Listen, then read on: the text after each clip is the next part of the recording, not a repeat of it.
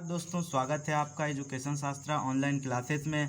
आज हम लोग संस्कृत व्याकरण के कुछ महत्वपूर्ण पदों को समझेंगे, जिसकी सहायता से जो व्यक्ति संस्कृत नहीं भी जान रहा है वह भी संस्कृत को समझने एवं सीखने लग जाएगा।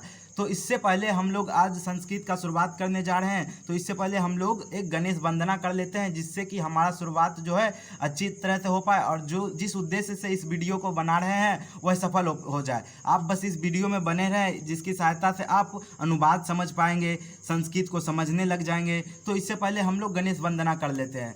तो आप भी मेरे साथ दोहराइए। गजाननम भूतगणादि सेवितम कपित जम्बू फलम चारु भक्षणम उमासुतम शोक विनाशकारकम नमामि विघ्नेश्वर पाद पंकजम। तो आज हम लोग का पहला टॉपिक है वचन। तो सबसे पहले हम लोग समझेंगे वचन के बारे में कि वचन होता क्या है, कितने प्रकार का होता है, वचन किसको कहते हैं। तो सबसे पहला टॉपिक है वचन। तो वचन क्या होता है कि संख्यावाची शब्द को संस्कृत में बोला जाता है, संख्यावाची शब्द को वचन कहते हैं। जो इस शब्द से संख्या का बोध होता है उसको क्या बोलते हैं, वचन। तो संख्यावाची शब्द को क्या कहते हैं, शब्द को वचन कहते हैं। संख्यावाची शब्द को वचन कहते हैं। रिपीट कर रहे हैं जिससे कि आपको याद भी हो जाएगा। शब्द को वचन कहते हैं। यहाँ पे देखिए शब्द 2 बार हो गया है, तो इसको कट कर लेते हैं। संख्यावाची शब्द को वचन कहते हैं। तो संस्कृत व्याकरण में 3 प्रकार के वचन होते हैं। तो वचन लिख देते हैं। यहाँ पे वचन कितने प्रकार के होते हैं, 3 प्रकार के। तो सबसे पहला वचन कौन सा होता है, एक वचन। आप लोग जान पा रहे होंगे एक वचन, धीरे धीरे समझते हुए जाना है हम लोग को। एक वचन होता है,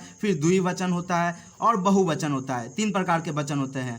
तो एक वचन नाम से ही आपको पता चल रहा होगा कि एक वचन का मतलब है जिससे एक व्यक्ति या वस्तु का बोध हो, एक वचन कहलाएगा। द्विवचन से 2 का बोध कराएगा, बहुवचन अनेक का बोध कराएगा। तो एक वचन में हम लोग जान लेते हैं क्या क्या हो सकता है। जैसे हो सकता है मैं, हो सकता है तुम, वह, ये सब क्या है, एक वचन है। और द्विवचन में क्या हो सकते हैं, हम दोनों हो सकता है, तुम दोनों हो सकता है, और वे दोनों भी हो सकता है, या फिर 2 लड़के हो सकते हैं, या फिर 2 लड़कियां हो सकता है, कुछ भी जिससे कि 2 का बोध हो उसे द्विवचन कहते हैं। और बहुवचन में हम सब हो सकता है, तुम सब हो सकता है, और क्या हो सकता है, वे सब हो सकता है। मतलब या लड़कियां हो जाएगा या फिर लड़के हो जाएगा, जिससे कि बहुत सारा बोध हो, उससे हम बहुवचन कहते हैं। तो वचन को आप लोगों को समझने में कोई परेशानी नहीं हुई होगी, क्योंकि ये संख्या का बोध कराता है। बहुत ही आसान टॉपिक है, बस वीडियो में बने रहे। बेसिक से हम लोग एडवांस तक चलेंगे। तो वचन हम लोग समझ लिए। तो वचन के बाद आता है संस्कृत का दूसरा बेसिक चीज होता है। क्या होता है संस्कृत का दूसरा बेसिक चीज, हम लोग जानेंगे पुरुष के बारे में कि पुरुष क्या होता है।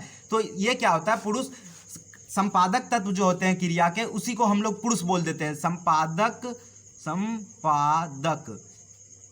तत्व को पुरुष कहा जाता है, पुरुष कहा जाता है। अर्थात जिसके द्वारा क्रिया का संपादन होता है उसे पुरुष कहा जाता है। तो पुरुष भी संस्कृत में हम लोगों का 3 है। तो याद रखना है हम लोगों को पुरुष के बारे में भी। प्रथम पुरुष, दूसरा है मध्यम पुरुष, पुरुष लगा लीजिएगा, यहाँ पे पुरुष लगा लेना है हम लोगों को। प्रथम पुरुष, मध्यम पुरुष और फिर क्या है, उत्तम पुरुष। पढ़ते हुए बस याद हो जाएगा हम लोगों को, प्रथम पुरुष, मध्यम पुरुष और उत्तम पुरुष। तो प्रथम पुरुष को हम लोग अन्य पुरुष भी कह देते हैं। बोलेगा किस पुरुष को अन्य पुरुष कहा जाता है, तो प्रथम पुरुष को अन्य पुरुष कहा देते हैं। तो सबको एक तरफ से डिफाइन करेंगे सबसे पहले। तो प्रथम पुरुष क्या होता है, संस्कृत के अनुसार प्रथम पुरुष जिसके बारे में कहा जाए उसे प्रथम पुरुष कहा जाता है। जिसके बारे में कहा जाए उसे प्रथम पुरुष कहते हैं, उसे प्रथम पुरुष कहते हैं। बस समझते हुए जाना है, पुरुष कहते हैं। तो जिसके बारे में कहा जाए, जैसे हम लोग एक उदाहरण ले लेते हैं, एग्जाम्पल ले लेते हैं। क्या, जैसे वह जाता है, तो हम लोग किसके बारे में कह रहे हैं, कोई किसी तीसरा के बारे में। वह जाता है, या राम पढ़ता है, तो हम तो राम नहीं है, आप भी राम नहीं है, कोई तीसरा है, तो राम क्या हो गया, प्रथम पुरुष हो गया। जैसे ले लेते हैं वह, वे दोनों, वे सब, या फिर किसी का नाम या फिर नाम, ये सब बेसिक है। वे दोनों, वे सब, ये सब बेसिक है। इसको हम लोग जरूर हम लोगों को जानना चाहिए, तब जाके संस्कृत का जो अनुवाद होगा आसानी से बन पाएगा। अब दूसरा है मध्यम पुरुष। तो मध्यम पुरुष क्या है, सुनने वाले को क्या बोलते हैं, मध्यम पुरुष। सुनने वाले को मध्यम पुरुष कहा जाता है, मध्यम पुरुष कहा जाता है। तो आसान है, सुनने वाले को मध्यम पुरुष कहा जाता है, जिसके बारे में कहा जाए प्रथम पुरुष कहा जाता है, और बोलने वाले को उत्तम पुरुष कहा जाता है। तो मध्यम पुरुष का एग्जाम्पल हम लोग ले लेते हैं। मध्यम पुरुष में कौन कौन से शब्द आते हैं, तुम आता है, तुम दोनों आता है, ये सब क्या है, सर्वनाम है हिंदी में। तुम दोनों और तुम सब आ जाता है, तो ये सब क्या है, मध्यम पुरुष। इत्यादि कर लेते हैं हम लोग, इत्यादि और भी हो सकता है। और उत्तम पुरुष क्या है, बोलने वाले को उत्तम पुरुष कहते हैं, बोलने वाले को उत्तम पुरुष कहते हैं, बोलने वाले को उत्तम पुरुष कहते हैं।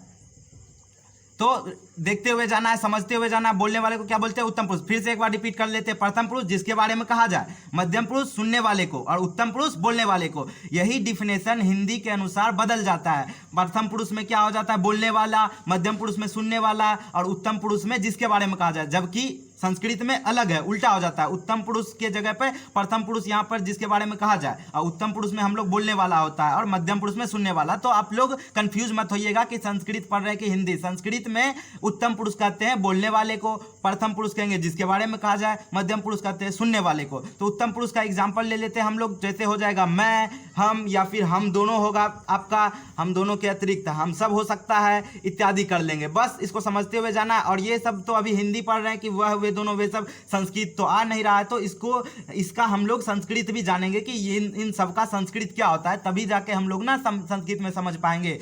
तो आगे बढ़ते हैं इस वीडियो में, तब जानेंगे हम लोग कि संस्कृत। तो पुरुष को डिफाइन कर लिया, अब इसका हम लोग संस्कृत को जानते हैं एक बगल से। तो सबसे पहले क्या है? प्रथम पुरुष में आपका, प्रथम पुरुष में आपका क्या है? लिख लेते हैं एक बार। वह है, वे दोनों है। आप वीडियो पॉज करके आप देख सकते हैं, आसानी से देख सकते हैं, धीरे धीरे देख सकते हैं समझते हुए। वह का क्या होता है? संस्कृत में स होता है। पुल्लिंग में स होता है, जबकि स्त्रीलिंग में सा होता है। तो पुल्लिंग ही सबसे पहले हम लोग जानेंगे, पुल्लिंग के बारे में। लिंग को भी हम लोग अभी समझ लेंगे। ऐसे जान लीजिए लिंग किसको कहते हैं? पुरुषत्व, स्त्रीत्व या नपुंसकता का जो बोध कराता है उसे हम लोग लिंग कहते हैं, ठीक ना। तो और ते का मतलब क्या हो गया? वे सब। स का मतलब वह है, तो का मतलब वे दोनों, ते का मतलब वे सब। ये किस में है? पुल्लिंग में, ठीक। तो आगे जानेंगे मध्यम पुरुष में क्या होता है संस्कृत में। मध्यम पुरुष का जो तीनों आ रहा था उसका संस्कृत जानेंगे मध्यम पुरुष में। मध्यम पुरुष, आपको ये सब बेसिक है, ये सब जानना जरूरी है। अगर आप संस्कृत में कुछ भी नहीं जान रहे तो इसको सबसे पहले सीखिए, तभी आपसे अनुवाद बन पाएगा। तो मध्यम पुरुष में क्या आ रहा था? तुम आ रहा था, तुम दोनों आ रहा था, और क्या आ रहा था? तुम सब आ रहा था। तो इसका सबसे पहले संस्कृत जान लेते हैं। तुम सब या तुम लोग भी इसको बोल देते हैं। कहीं कहीं आप देखिएगा कि तुम सब की जगह तुम लोग भी रहेगा, हम सब की जगह हम लोग रहेगा, वे सब की जगह वे लोग रहेगा। तो तुम का क्या होता है? संस्कृत त्वम हो जाता है। क्या हो जाता है? त्वम। और तुम दोनों का आपका युवाम हो जाता है। उच्चारण हमको उचित तरीके से करना है। तुम का त्वम, तुम दोनों का युवाम, तुम सब का युयम। आराम से करता है, हड़बड़ाना नहीं है, आराम से करते हुए जाना है। और तीसरा हम लोगों को क्या है? उत्तम पुरुष के बारे में जानना है। उत्तम पुरुष जिसके बाद जो बोलने वाला रहता है उसी को हम लोग क्या बोलते हैं? उत्तम पुरुष। तो उत्तम पुरुष में क्या क्या हम लोग जाने थे? मैं, फिर क्या? हम दोनों, और क्या जाने थे हम लोग? हम सब। तो इसका संस्कृत जान लेते कि क्या होता है। तो मैं का, हम सब का अभी तुरंत बता दिए थे आपको कि तुम सब या तुम लोग भी हो सकता है, उसी प्रकार से हम सब या हम लोग भी हो सकता है। तो मैं का क्या जान रहे हैं हम लोग संस्कृत? हम होगा, जानना है, धीरे धीरे याद भी कर लेना है। आवाम होगा हम दोनों का, और हम सब या हम लोग का वयम होगा। तो एक बार फिर से रिपीट कर लेते हैं हम लोग कि वह का सह, वे दोनों का तव, वे सब का ते, और फिर तुम का त्वम, तुम दोनों का युवाम, तुम सब का युयम, मैं का अहम, हम दोनों का आवाम, हम सब या हम लोग का वयम। तो तुम सब या तुम लोग हो सकता है, हम सब या हम लोग, या वे सब या वे लोग भी हो सकता है। तो इसको बस ध्यान में रखना है। तो आप पढ़ते होंगे सह, तव, ते, त्वम, युवाम, युयम, अहम, आवाम, वयम। तो ये जो 9 है पुरुष में, जो 9 है ये मैन है। इसको सबसे एकदम कंठस्थ रट लीजिए, तभी जाके आपसे अनुवाद जो है उचित प्रकार से बन पाएगा। इसको रट लेना है हम लोग को, इस नोइयों को रट लेना है, ताकि अनुवाद को हम आसानी से बना पाए। तो आगे हम लोग बढ़ते हैं। तो लिंग के बारे में तो आपको पहले ही बता दिए कि स्त्रीत्व या पुरुषत्व या फिर नपुंसकता का जो बोध कराता है, जिस शब्द से लिख लेते हैं इसको, लिंग को डिफाइन करते हुए लिख लेते हैं, समझने में अगर परेशानी हो रही हो तो। स्त्रीत्व या पुरुषत्व या फिर नपुंसकता का बोध कराने वाले शब्द को हम लोग क्या बोलेंगे? लिंग बोलेंगे। बोध कराने वाले शब्दों को लिंग कहते हैं। तो लिंग के बारे में हम लोग जान गए, लिंग कहते हैं। तो लिंग के बारे में बस इतना ही जानना है। तो जो संस्कृत है, संस्कृत में 3 प्रकार के लिंग होते हैं, जबकि हिंदी और इंग्लिश में 2 ही लिंग होते हैं, ठीक ना। इंग्लिश में आप जान रहे होंगे मस्कुलाइन और फेमिनाइन जेंडर जान रहे होंगे, हिंदी में भी आप लोग पढ़े होंगे स्त्रीलिंग पुल्लिंग, जबकि संस्कृत में 3 लिंग हमको पढ़ना है। कौन कौन सा लिंग? पुल्लिंग पढ़ना है हम लोगों को, स्त्रीलिंग पढ़ना है हम लोगों को, और नपुंसक लिंग पढ़ना है हम लोगों को। तो इसको सबसे नपुंसक लिंग, नपुंसक लिंग पढ़ना है हम लोगों को। तो इसको मैन क्या है, इसका मैन यूज क्या होता है संस्कृत में। अब जहां पे भी पुल्लिंग शब्द रहेगा, जैसे राम रहेगा तो उसका संस्कृत हमको लिखना है नाम का, तो राम ही लिखना है और उसमें क्या लगा देना है, विसर्ग। जैसे बालक रहेगा तो बालक भी क्या है, पुल्लिंग, तो बालक हो जाता है। तो पुल्लिंग के नाम के लास्ट में हम लोगों को विसर्ग लगा देंगे तो उसका संस्कृत बन गया। जैसे श्याम है तो श्यामा हो जाएगा, राम है तो राम, कृष्ण है तो कृष्ण। उसी तरह स्त्रीलिंग में जैसे नाम किसी लड़की का नाम रहेगा, जैसे सीता है तो इसमें आकर रहता है, तो बस ये स्त्रीलिंग ही है, समझ लेना, इसमें विसर्ग नहीं लगाना है, ठीक ना। सीता हो गया, लता हो गया, इस प्रकार ये सब क्या है, स्त्रीलिंग है। और नपुंसक लिंग में मोह में हलंत लगाना है हमको, या फिर अनुस्वर लास्ट में। जैसे फल है, इसका स्त्रीलिंग क्या होगा संस्कृत में, फलम, मतलब संस्कृत लिखना है फल का तो फलम लगाना है। तो ये क्या दिखा रहा है कि ये स्त्रीलिंग नहीं, नपुंसक लिंग है, ठीक ना। फलम हो गया, पुस्तक है तो पुस्तकम हो गया, तो मोह में हलंत लगा हुआ रहेगा आपका नपुंसक लिंग में आगे में। ऐसे मोह में हलंत का अलग अलग जगहों पे अलग अलग जो है इसका मतलब होता है, परंतु जो आगे में रहेगा आपका कर्ता के रूप में मोह में हलंत यदि है तो आप समझ जाइएगा कि वो क्या है, नपुंसक लिंग है। वैसे आप नपुंसक लिंग के बारे में पहले भी जान रहे होंगे।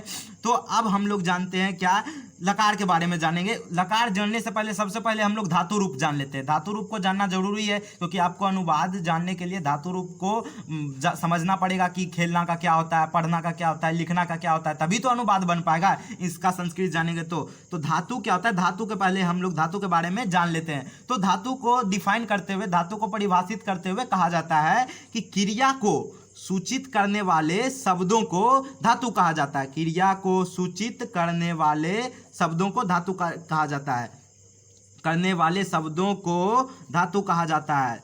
आप इस वीडियो में बने रहें और शांतिमय तरीके से आप समझे, तभी जो है हम लोगों को संस्कृत अच्छी प्रकार से आ पाएगा। कई लोग बोलते हैं कि संस्कृत बहुत ही कठिन विषय है, जबकि ये कठिन ना ही कठिन है ना ही आसान है, मॉडरेट लेवल का है। अगर आप शांति से मय तरीके से आप इस वीडियो में बने रहेंगे तो आप जरूर से ही जरूर संस्कृत का बेसिक जान पाएंगे। और आगे हम लोगों का सीरीज आएगा जिसमें कि संस्कृत के अच्छे अच्छे अनुवादों को करेंगे, संस्कृत के व्याकरण के बहुत सारे महत्वपूर्ण पदों को समझेंगे, जिससे आपका जो बोर्ड का एग्जाम है उसमें आप अच्छे मार्क्स ले आ पाएंगे। तो धातु को डिफाइन करते हुए क्या कहा जाता है, क्रिया को सूचित करने वाले शब्दों को धातु कहा जाता है, ठीक ना, कहा जाता है।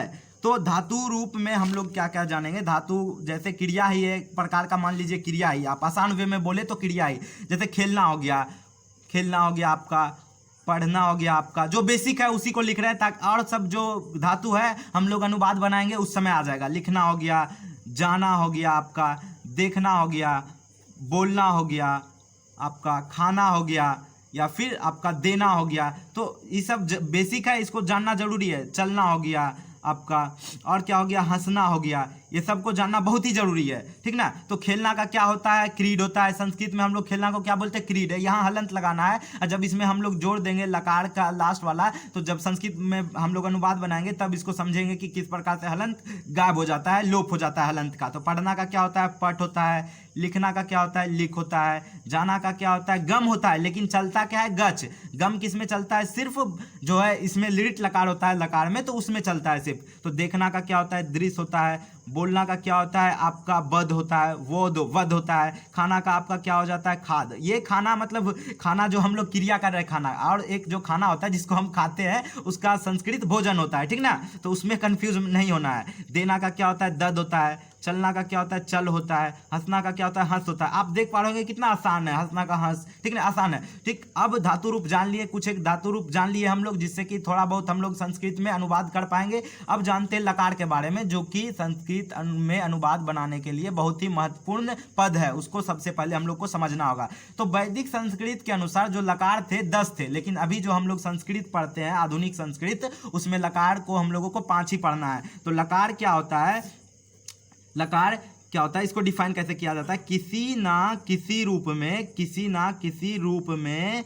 क्रिया के संपादक तत्व को, क्रिया के संपादक तत्व को लकार कहते हैं। लकार कहते हैं, किसी ना किसी रूप में क्रिया के संपादक तत्व को क्या कहते हैं, लकार कहते हैं। आप स्क्रीनशॉट लेके इसको पढ़ सकते हैं, सही रूप से पढ़ सकते हैं, क्योंकि बोलते हुए लिख रहे हैं इसीलिए थोड़ा आपको परेशानी हो सकती है। आप स्क्रीनशॉट लेके इसको रोक के देख सकते हैं आसानी पूर्वक समझने के लिए। तो क्रिया के संपादक रूप को क्या कहते हैं हम लोग, लकार कहते हैं। जैसे इंग्लिश में टेंस होता है उसी प्रकार समझ लीजिए कि संस्कृत में क्या होता है, लकार होता है। तो लकार संस्कृत में मुख्य रूप से 5 हैं। लकार 5 प्रकार के होते हैं, लकार 5 प्रकार के होते हैं, तो सबसे पहला लकार कौन सा है हम लोगों को पढ़ना है? सबसे पहले लट लकार पढ़ना है, जो कि बहुत ही बेसिक है। लट लकार, इसका मतलब क्या होता है हिंदी में? वर्तमान काल। वर्तमान काल का तो मतलब समझ ही रहे हैं, जो समय अभी चल रहा है। दूसरा क्या पढ़ना है हम लोगों को? लिट लकार पढ़ना है। लिट लकार का मतलब क्या होता है? भविष्यत काल होता है, हिंदी में बोले तो भविष्यत काल। भविष्यत काल होता है आपका। सी में क्या पढ़ना है हम लोगों को? लंग लकार पढ़ना है। तीसरा नंबर पे लंग लकार पढ़ना है। लंग लकार का मतलब क्या होता है? भूतकाल होता है, जो समय बीत चुका है, ठीक ना। डी नंबर में हम लोगों को क्या पढ़ना है? आपको लोट लकार पढ़ना है, ठीक ना। लोट लकार, लोट लकार, ठीक ना। लोट लकार में किस शब्द के बारे में पढ़ेंगे? आज्ञा सूचक शब्द होगा, आदेश दिया जाएगा, उसमें अनुरोध किया जाएगा, तो अनुरोध सूचक शब्द को पढ़ेंगे, आज्ञा सूचक शब्द को पढ़ेंगे, ठीक ना। समझते हुए जाना। और 5वें नंबर पे हम लोगों को कौन सा लकार पढ़ना है? विधिलिंग लकार पढ़ना है। विधिलिंग लकार के बारे में जानेंगे, विधिलिंग लकार के बारे में जानेंगे। और इस लकार में किस प्रकार का शब्द रहता है? चाहिए, जैसे उसे घर जाना चाहिए, तुम्हें पत्र पढ़ना चाहिए। आपको बस संस्कृत सीरीज देखना है, जो आने वाले आगे वीडियो में बहुत ही अच्छे प्रकार से कवर होगा हम लोगों का। बस आप इस वीडियो में बने रहें, ठीक। तो सबसे पहला लकार हम लोगों को क्या है? लट लकार। सबसे पहला लकार कौन सा है? लट लकार, वर्तमान काल। मैं कोशिश करूंगा कि आज ही आप लोग अनुवाद बनाने में सक्षम हो पाए, ठीक ना। थोड़ा बहुत हम लोग समझते हुए चलेंगे। तो वर्तमान काल होता है लट लकार का मतलब। तो इसमें क्या होता है? सबसे पहले लकार का जो रूप लिखने के पहले, जैसे हम लोग रूल लिखते हैं ना 10th में कि सब्जेक्ट V1 या V5 प्लस ऑब्जेक्ट लगता है, अगर ट्रांसलेशन बनाना होता है, हमको ट्रांसलेशन करना होता है, तो उसी प्रकार लट लकार वर्तमान कालिक क्रिया का जो अनुवाद करते हैं, तो उससे पहले हम लोगों को सीखना पड़ता है कि धातु के अंत में क्या लगाना है, ठीक ना। तो सबसे पहले हम लोग किस वचन में या फिर किस पुरुष में क्या लगाना है उसको लिख लेते हैं। तो यहाँ पर एक वचन का हम लोग लेंगे, यहाँ पे द्विवचन का लेंगे, और यहाँ पे हम लोगों को बहुवचन को लेना है। और इधर क्या ले लेंगे हम लोग? प्रथम पुरुष को लेंगे। और अनुवाद बनाने से पहले हम लोग कुछ धातु रूप को भी समझते हुए चलेंगे। प्रथम पुरुष ले लेंगे, इधर मध्यम पुरुष ले लेंगे, और उसके बाद क्या लेना है हम लोगों को? उत्तम पुरुष लेना है। उत्तम पुरुष लेना है, ठीक ना। उत्तम पुरुष लेना है। तो प्रथम पुरुष में क्या होता है? लट लकार में जो ये सब जो लिख रहे हैं, ये सब कहाँ लगने वाला है? कहाँ लगेगा? क्रिया के अंत में लगने वाला है। ती होता है, फिर द्विवचन में त होता है, और बहुवचन में अंति होता है। ती तह अंति। फिर मध्यम पुरुष में क्या हो जाता है? सी थह, फिर थ। और आप पढ़े होंगे उत्तम पुरुष में आमी आवह आमह। नहीं पढ़े हैं तो देखते रहिए इस वीडियो को, समझते जाना है और सीखते जाना। आमी आवह आमह, तो यहाँ पर लिख देते हैं आसानी के लिए कौन कहाँ लगेगा। तो ती किसके साथ लगना है? सह के साथ। तह किसके साथ लगना है? तौ के साथ। मतलब तौ आगे नहीं, इसको कहाँ पे लगाना है? क्रिया के अंत में। और अंति किसके साथ लगना है? ते के साथ। सी किसके साथ लगना है? त्वम के साथ। और थ किसके साथ लगना है? युवाम के साथ। बस देखते रहिए इस वीडियो को, आप समझ जाइएगा। और थ किसके साथ लगना है? युयम के साथ लगना है, ठीक ना। और आमी किसके साथ लगेगा? आपका अहम के साथ। आवह किसके साथ लगेगा? आवाम के साथ। और आमह किसके साथ लग जाएगा? वयम के साथ। ओवर राइटिंग हो सकता है, बस आप पॉज करके लिख लीजिएगा। पहले ती तह अंति सी तह तो, तब आप यहाँ पे लिख सकते हैं सी सह लिख सकते हैं, तो ते, फिर त्वम लिखना है, युवाम लिखना है, युयम, अहम, आवाम और वयम। तो एक हम लोग ले लेते हैं धातु, जैसे जाना पे ले लेते हैं या फिर पढ़ना पे, और उस पर अनुवाद बना के देखते हैं। तो संस्कृत में अनुवाद, अब आते हैं अनुवाद पे। संस्कृत में अनुवाद करें, बेसिक से जानेंगे, बेसिक से हम लोगों को आगे बढ़ते हुए चलना है। तो अनुवाद करें। सबसे पहला हम लोग लेते हैं, मानिए वह जाता है। आसान से, वह जाता है। क्या है? वह जाता है। नो यहाँ पे दिया हुआ है उत्तम पुरुष में, या फिर बहुवचन या फिर लट लकार का सब मिला के कितना है? 9 गो है पुरुष, 9 गो है, सब मिला के हर पुरुष में 3-3 शब्द है। तो सर्वनाम का क्रिया है, सर्वनाम है, तो उसको जान लेते हैं। पहला है वह, फिर क्या है? वे दोनों लिख सकते हैं, वे दोनों जाते हैं। इस नो के बारे में जानने के बाद आप हर जो जितना भी आएगा शब्द आप आसानी से अनुवाद उसका कर सकते हैं। वे दोनों जाते हैं। फिर क्या है? तीसरा, वे सब जाते हैं। वे सब जाते हैं, ये सब क्या है? सर्वनाम है ना, सर्वनाम है। वे सब जाते हैं। चौथा क्या हो जाएगा? तुम जाते हो, तुम जाते हो। प्रथम पुरुष से होते हुए हम लोग चल रहे हैं, आगे बढ़ रहे हैं, तुम जाते हो। फिर क्या है? पांचवा, तुम दोनों जाते हो। एक एक करके हम लोग संस्कृत बनाएंगे, अभी पहले हिंदी लिख लेते हैं। तुम दोनों जाते हो। फिर अगला क्या है? छठा हम लोगों को क्या लिखना है? तुम सब जाते हो। तुम सब की जगह तुम लोग भी हो सकता है, तुम सब जाते हो। फिर हम लोग को सातवां क्या लिखना है? मैं जाता हूँ। इसी प्रकार से आपको 9 को लिखना है। हर जाता हूँ तो आप पढ़ता हूँ लिख सकते हैं, खेलता हूँ लिख सकते हैं, खाता हूँ लिख सकते हैं, है ना। इस प्रकार से लिख सकते हैं, सब जगह बना लेना है आपको। बस इन 9 को आप लोग आसानी से देखिए। फिर आप लोग अगले जो है धातु रूप, जो पीछे हम लोग पढ़ चुके हैं धातु रूप में, जाना का पढ़े थे, पढ़ना का, लिखना का, वो सब के आप लोग करके देखिएगा, आपसे आसानी से हो पाएगा। संस्कृत में हम दोनों जाते हैं रहेगा दूसरा में 8वां नंबर, और 9th नंबर रहेगा हम सब जाते हैं। तो इसका संस्कृत एक एक करके बनाते हैं हम लोग। तो सबसे पहले क्या है, हम लोग जाने थे कि वह का क्या होता है संस्कृत, लिख दिए थे हम शुरू में हिस्सा।